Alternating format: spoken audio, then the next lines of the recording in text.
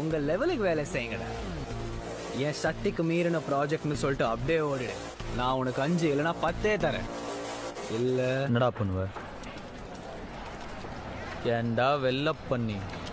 எந்த வேலையும் செய்யாம தகுதியான படிப்பும் இல்லாம உங்க அப்பா பணக்காரங்கிற ஒரே காரணத்தினால நோகாம நேரா முதலாளி சீட்ல உக்காந்த உனக்கே இவ்வளோ திமிர் இருக்கே.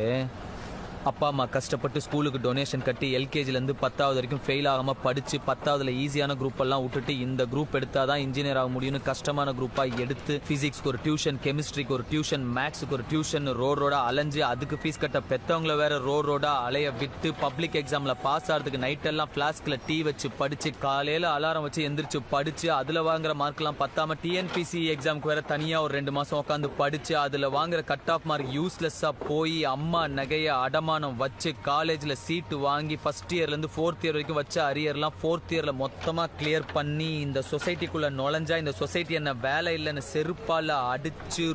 ரோடா வேலை தேடி அலைஞ்சு 3 வருஷம் 4 வருஷம் வீட்டுல தண்டமா உக்காந்து அப்பா என்ன தண்டச்சோறுன்னு திட்டி சாப்பிடுற ஒவ்வொரு வாய் சாப்பாடும் தொண்டையில சிக்கி